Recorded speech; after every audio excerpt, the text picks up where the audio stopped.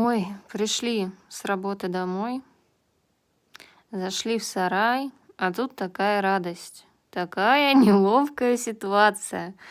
Селезень залетел наверх, где обычно спят куры. Не знаю, как он это сделал с его массой. Кур всех согнал и сидит. Спускаться, судя по всему, боится.